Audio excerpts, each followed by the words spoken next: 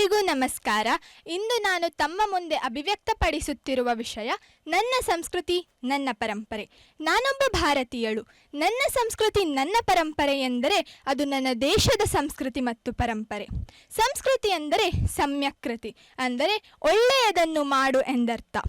ನಮ್ಮ ಪ್ರಕೃತಿಯಲ್ಲಿರುವ ಬೆಂಕಿ, ಗಾಳಿ, ನೀರು, ಆಕಾಶ, ಸಸ್ಯ, ಪ್ರಾಣಿ, ತಂದೆ ತಾಯಿ ಹೀಗೆ ಪ್ರಕೃತಿಯಲ್ಲಿ ಪ್ರತಿಯೊಂದು ಗೋಚರಿಸುವ ಅಥವಾ ಅವ್ಯಕ್ತ ವಸ್ತುವಿನಿಂದ ಮನುಷ್ಯನು ಸಂಸ್ಕಾರವನ್ನು ಪಡೆದು ಸುಸಂಸ್ಕೃತಗೊಂಡು ತನ್ನಲ್ಲಿರುವ ಅರಿಷಡ್ ವರ್ಗಗಳನ್ನು ನಿಯಂತ್ರಿಸುವ ಮುಖೇನ ಇಡೀ ವಿಶ್ವಕ್ಕೆ ಒಳಿತನ್ನು ಬಯಸಿದರೆ ಅದು ನನ್ನ ಸಂಸ್ಕೃತಿ, ಭಾರತೀಯ ಸಂಸ್ಕೃತಿ.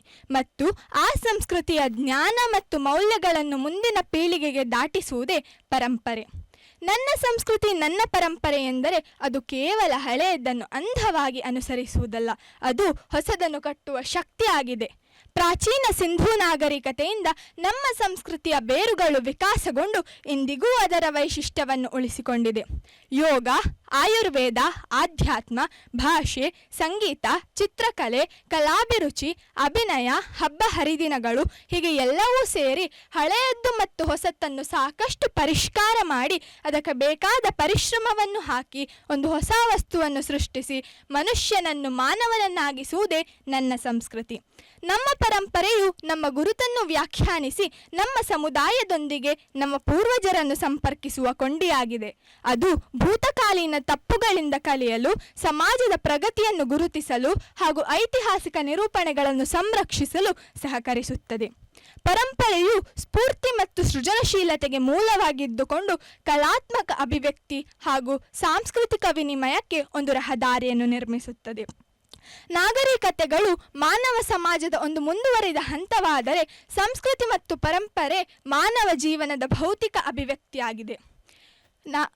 ನನ್ನ ಸಂಸ್ಕೃತಿ ನನ್ನ ಪರಂಪರೆ ಎಂದರೆ ಅದು ಕೇವಲ ಆಚರಣೆಗಳಲ್ಲ, ಅದು ಮಾತಿನಲ್ಲಿ ಬರುವಂಥದ್ದಲ್ಲ, ವಿಷಯ ಸಂಗ್ರಹಣೆ, ವಸ್ತು ಸಂಗ್ರಹಣೆ, ಪ್ರಪಂಚ ತಿರುಗಾಟವಲ್ಲ.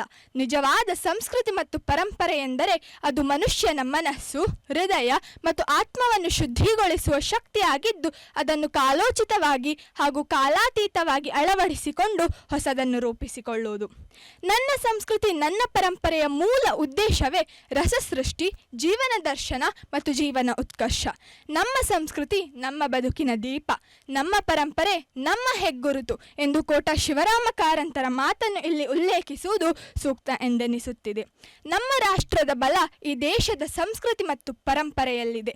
ಆ ನಿಟ್ಟಿನಲ್ಲಿ ನನ್ನ ಸಂಸ್ಕೃತಿ ನನ್ನ ಪರಂಪರೆ ಪ್ರಾಚೀನದಲ್ಲೂ ವಿಶ್ವಮಾನ್ಯವಾಗಿತ್ತು, ಇಂದಿಗೂ ವಿಶ್ವಮಾನ್ಯವಾಗಿದೆ ಹಾಗೂ ಮುಂದೆಯೂ ಅಗ್ರಮಾನ್ಯವಾಗಿಯೇ ಕಂಗೊಳಿಸಲಿದೆ ಎಂಬುದು ನನ್ನ ದೃಢವಾದ ನಂಬಿಕೆ. ನನ್ನ ಸಂಸ್ಕೃತಿ ನನ್ನ ಪರಂಪರೆ ನನ್ನ ಹೆಮ್ಮೆ. ಅವಕಾಶಕ್ಕಾಗಿ ಧನ್ಯವಾದಗಳು. ಸಾನ್ವಿ, ಮಾತಿನಲ್ಲಿ ಗೊತ್ತಾಗ್ಲಿಲ್ಲ ಅಲ್ಲ ನಿಮ್ಮ ಹತ್ರ ಟೆನ್ಷನ್ ಇದೆ ಅಂತ, ನರ್ವಸ್ ಆದ್ರಿ ಅಂತ. ಸೊ ಮಾತು ಸ್ಪಷ್ಟ ಆಗಿತ್ತು ಅಲ್ವಾ? ಆದರೂ ಎಷ್ಟು ಸ್ಪಷ್ಟವಾಗಿತ್ತು ಅಂತ ಹೇಳೋದನ್ನು ನಮ್ಮ ಜಡ್ಜಸ್ ಹತ್ರ ಕೇಳುವ. ಅಲ್ವಿಂದಂತಿ ಸರ್. ಸಾನ್ವಿ, ಹೇಳಿ. ಕಿರಿಕ್ ಪಾರ್ಟಿ ಫಿಲ್ಮ್ ನೋಡಿದ್ಯಾ? ನೋಡಿದ್ದೇನೆ. ಅದರಲ್ಲಿ ಯಾರು ಇಷ್ಟ? ರಶ್ಮಿಕಾ ಮಂದಣ್ಣ. ಅವಳ ಹೆಸರೇನು? ಸಾನ್ವಿ. ಓಕೆ. ಸೊ ನಿಮ್ಮ ಕಾಲದ ಫಿಲ್ಮ್ ಅದು, ನೀವು ಹುಟ್ಟುವಾಗ ಇದ್ದ ಫಿಲ್ಮ್ ಅದು. ಸೊ ತುಂಬ ಮಂದಿ ಸಾನ್ವಿ ಸಾನ್ವಿ ಸಾನ್ವಿ ಅವರಿದ್ದಾರೆ, ನೀನು ಕೂಡ ಸಾನ್ವಿ. ನಿಮ್ಮ ಕ್ಲಾಸ್ನಲ್ಲಿ ಎಷ್ಟು ಸಾನ್ವಿ ಇದ್ದಾರೆ? 3 ಜನ. 3 ಮಂದಿ ಇದ್ದಾರಾ? ನೀನು ಸಾನ್ವಿ GS, ಉಳಿದ ಇಬ್ಬರು? ಸಾನ್ವಿ ಹೆಚ್ ಮತ್ತು ಸಾನ್ವಿ ಮೆಂಡನ್ ಅಂತ. ಅವಳು ಸಹ ಲಾಸ್ಟ್ ಅಭಿವ್ಯಕ್ತ ಆಡಿಷನಲ್ಲಿ ಪಾರ್ಟಿಸಿಪೇಟ್ ಮಾಡಿದ್ಲ? ಯಾವ ಶಾಲೆ ನಿಮ್ಮದು? Shri Bhuvanendra residential school, Karkala. ರೆಸಿಡೆನ್ಷಿಯಲಾ? ಹೌದು. ಹಾಗಾದರೆ ನಿಮ್ಮ ಊರು ಯಾವುದು? ಕಾರ್ಕಳ. ಡೇ ಸ್ಕಾಲರ ನೀವು? ಹೌದು. ಓ, ನಿಮ್ಗೆ ನಿಲ್ಲಬೇಕಾಗಿಲ್ಲ ಅಲ್ಲಿ? ಇಲ್ಲ, ನಾನು ಹಾಸ್ಟೆಲರ್ ಅಲ್ಲ, ಆದರೆ ಬೇರೆ ಹಾಸ್ಟೆಲರ್ಸ್ ಇದ್ದಾರೆ. ಓಕೆ. ನೀವು ಒಮ್ಮೊಮ್ಮೆ ಹಾಸ್ಟೆಲ್ಗೆ ಹೋಗ್ತೀರಾ? ಇಲ್ಲ. ಕಿರಿಕ್ ಪಾರ್ಟಿಯಲ್ಲಿ ಹೋಗ್ತಾರಲ್ಲ? ನಾನು ಹೋಗೋದಿಲ್ಲ, ಅಂದರೆ ಅಲೌಡ್ ಇಲ್ಲ. ಅಲೌಡ್ ಇಲ್ವಾ? ಅಲ್ಲಿ ಕೂಡ ಅಲೌಡ್ ಇರಲಿಲ್ಲ, ಅದು ಹೋಗಿದ್ದಾರೆ. ನಾನು ಹೋಗೋದಿಲ್ಲ. ನೀವು ಹೋಗುದಿಲ್ಲ? ಓಕೆ. ಯಾರು ಬರೆದದ್ದು ಭಾಷಣ? ಭಾಷಣ ಅಂದರೆ ಟೀಚರಾ? ಇಲ್ಲ, ಅಪ್ಪ ಸ್ವಲ್ಪ ರೆಡಿ ಮಾಡಿ ಕೊಟ್ಟರು, ಮತ್ತು ಬೇರೆ ಸ್ವಲ್ಪ ಜನರ ಸ್ಪೀಚ್ ಎಲ್ಲ ನೋಡಿ ಮತ್ತು ಕೆಲವು ಬುಕ್ಸ್ ಎಲ್ಲ ಓದಿ ಅದರಿಂದ ವಿಷಯ ಎಲ್ಲ ಹಾಕಿದ್ದೇನೆ, ಮತ್ತು ಸ್ವಲ್ಪ ಎಲ್ಲ ಅಪ್ಪ ಹೆಲ್ಪ್ ಮಾಡಿದರು. Very good. ಅದರಲ್ಲಿ ತುಂಬ ಹೈಫೈ ವರ್ಡ್ಸ್ ಎಲ್ಲ ಇತ್ತು. ನನಗೊಂದು ಮೀನಿಂಗ್ ಹೇಳಿ. ರಸಸೃಷ್ಟಿ ಅಂತ ಹೇಳಿದ್ರಿ. ಹಾಂ, ರಸ ಸೃಷ್ಟಿ ಅಂದರೆ ಏನು? ಜೀವನದ ಆನಂದ ಹ್ಞೂ ಹಾಗೆ. ಹಾಂ, ರಸಗಳು ಎಷ್ಟಿವೆ ಏನಾದ್ರು ಗೊತ್ತಾ? ನನಗೆ ಇಲ್ಲಿದು ರಸ ಗೊತ್ತಾಗಲಿಲ್ಲ ಹಾಂ, ಕೋಳಿ ರಸ ಗೊತ್ತಾ? ಬಂಗಡೆ ರಸ, ಬೆಂಡೆ. ಸರ್, ನಾನು pure vegetarian. Pure vegetarian. Okay, ಬೆಂಡೆ ರಸ ಗೊತ್ತು ಸರ್. ಗೊತ್ತು. ಓಕೆ, ರಸ ಅಂದರೆ ನವರಸಗಳಿವೆ. ಹಾಂ, ಗೊತ್ತದು. ವ್ಯಂಗ್ಯ, ರೌದ್ರ, ಹಾಸ್ಯ, ಕಾಮ, ಕ್ರೋಧ. ಸೊ ಹೀಗೆ ವೇರಿಯೇಷನ್ಸ್ಗಳು, ಶಬ್ದದ ಅರ್ಥ ಬಿಡು ಆಚೆ, ನಿನ್ನ ಸ್ಪೀಚ್ನಲ್ಲಿ ಆ ವೇರಿಯೇಷನ್ಸ್ಗಳು ಭಾಳ ಚೆನ್ನಾಗಿ ಮೂಡಿ ಬಂದಿವೆ. ಆದರೆ ಶಬ್ದದ ಅರ್ಥಗಳು ಗೊತ್ತಿರಬೇಕು. ಈಗ ನೀನು ಏನಾದರೂ ಹೇಳಿದೆಯಲ್ಲ, ಅದು ಏನಪ್ಪ ಅಂತೇಳಿ ಯಾರಾದರೂ ಕೇಳಿದರೆ ನಮಗೆ ಅದರ ಅರ್ಥ ಹೇಳಲಿಕ್ಕೆ ಬರಬೇಕು.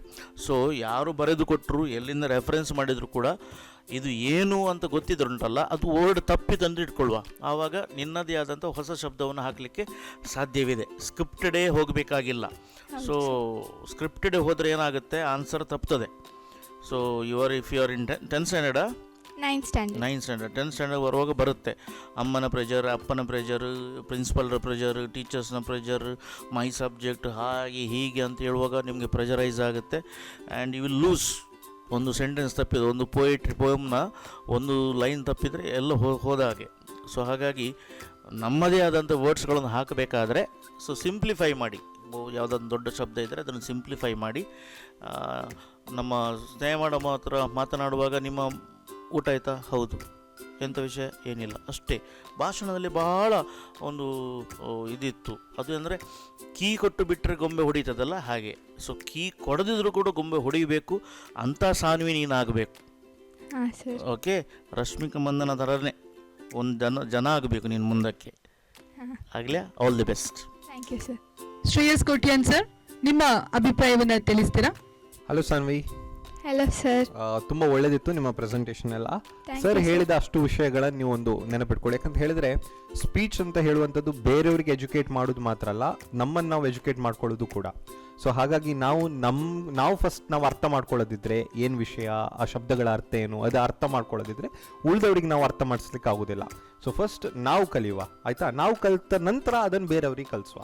ಸೊ ಹಾಗಾಗಿ ನಾವು ಫಸ್ಟ್ ಮಾಡಬೇಕಾಗಿರೋದು ಏನಂತ ಹೇಳಿದ್ರೆ, ನಮ್ಗೆ ಯಾರಾದರೂ ಬರೆದು ಕೊಟ್ಟರು ಅಂತ ಇದ್ರೂ ಕೂಡ ಅದನ್ನು ಕ್ಲಿಯರ್ ಆಗಿ ಅರ್ಥ ಮಾಡ್ಕೊಳ್ಳುವ.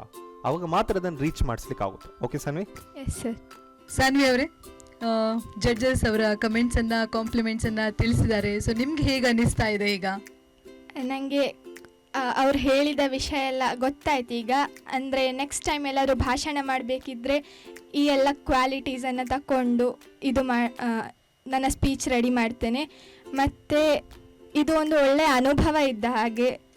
ಸೆಲೆಕ್ಟ್ ಆಗೋದದು ಇದಲ್ಲ, ಆದರೆ ಇಲ್ಲಿ ಬಂದು ನಿಂತು ಭಾಷಣ ಮಾಡಬೇಕಾದ್ರೆ ತುಂಬ ಧೈರ್ಯ, ಪ್ರಿಪರೇಷನ್ ಇರ್ತದೆ. ಸೊ ಹಾಗೆ ನಾನಿಲ್ಲಿ ಓಕೆ, ಅಂದರೆ ಸೆಲೆಕ್ಟ್ ಆಗೋದು ಬಿಡೋದು ಸೆಕೆಂಡ್ರಿ, ಬಟ್ ನಿಮಗೆ ಇಲ್ಲಿ ಬಂದು ಒಂದು ಅನುಭವ ಸಿಕ್ಕಿದ್ದೆ ನಿಮಗೆ ಖುಷಿಯಾಗಿದೆ ಅಂತ ಹೌದು ಹೇಳ್ತಾ ಇದ್ದೀರಾ. ಬಟ್ ಅದಕ್ಕಿಂತ ಮುಂಚೆ ನಾವೀಗ ಜಡ್ಜಸ್ ಅನ್ನ ಕೇಳಲೇಬೇಕು. ಸೊ ನಿಮ್ಮನ್ನ ಸೆಲೆಕ್ಟ್ ಮಾಡಿದಾರಾ ಆರ್ ವೇಟಿಂಗ್ ಲಿಸ್ಟ್ ಅಲ್ಲಿ ಇಟ್ಟಿದ್ದಾರಾ ಅಂತ? ರೆಡಿ ಇದ್ದೀರಾ? ಸೊ ಯಾರ ಹತ್ರ ಕೇಳಲಿಕ್ಕೆ ಇಷ್ಟಪಡ್ತೀರಾ? ಅವರಿಗೆ ಯಾರಿಗೆ ಇಷ್ಟ ಉಂಟು ಅವ್ರು ಹೇಳಿ. ಸೊ ಯಾರಿಗೆ ಇಷ್ಟ ಉಂಟು ಅವ್ರು ಹೇಳ್ಬೇಕಾ, ಅಥವಾ ಇಬ್ರು ಒಟ್ಟಾಗಿ ಜಡ್ಜ್ಮೆಂಟ್ ನಿಮ್ಗೆ ಬೇಕಾ? ಇಬ್ರು ಒಟ್ಟಾಗಿ ಹೇಳಿ. ಓಕೆ, ಇಬ್ರು ಒಟ್ಟಾಗಿ ಜಡ್ಜ್ಮೆಂಟ್ ಬೇಕಂತೆ ಸಾನ್ವಿಗೆ. ಇಬ್ರು ಒಟ್ಟಾಗಿ ಬೇಕಂತೆ ಸರ್ ಜಡ್ಜ್ಮೆಂಟ್. ಇಬ್ರು ಒಟ್ಟಾಗಿ ಜಡ್ಜ್ಮೆಂಟ್ ಕೊಡ್ಬೇಕಂತೆ. ಇಲ್ಲ, ನಾವು ಒಂದೇ ಮನೆಯಲ್ಲಿದ್ದರೂ ಕೂಡ ಬಸ್ಸಿನಲ್ಲಿ 2 ಟಿಕೆಟ್ ತಗೊಳ್ಬೇಕು ಸರ್. ಒಟ್ಟಿಗೊಳ್ಳಿಕ್ಕಾಗಲ್ಲ. ಸಾನ್ವಿ, ಸ್ವಲ್ಪ ಟೈಮ್ ನಾವು ನಿಮ್ಮನ್ನು ವೈಟಿಂಗ್ ಅಲ್ಲಿ ಇಡ್ತೇವೆ. ಹಾಂ ಸರ್. ಸೊ ಈ ರೌಂಡ್ ಎಂಡ್ ನಲ್ಲಿ ನಾವು ನಿಮ್ಗೆ ತಿಳಿಸ್ತೇವೆ ಏನು ಜಡ್ಜ್ಮೆಂಟ್ ಅಂತ ಹೇಳಿ. Okay, thank you. Thank you. Okay Sanvi, ನೀವು ವೇಟಿಂಗ್ ಲಿಸ್ಟ್ ಅಲ್ಲಿ ಇದ್ದೀರಾ. ಸೊ ಆಲ್ ದಿ ಬೆಸ್ಟ್ ನಿಮಗೆ. ಸೊ ಎನಿವೇಸ್, ಮುಂದಿನ ರೌಂಡ್ಗೆ ಪ್ರಿಪ್ರೇಷನ್ಸ್ ಮಾಡ್ಲಿಕ್ಕೆ ಇದ್ರೆ ಒಳ್ಳೆ ರೀತಿಯ ಪ್ರಿಪ್ರೇಷನ್ಸ್ ಅನ್ನ ಮಾಡಿಕೊಂಡು ನಮ್ಮ ಮುಂದಿನ ರೌಂಡ್ಗೆ ಬನ್ನಿ ಅಂತ ಹೇಳ್ತಾ all the very best. Thank you.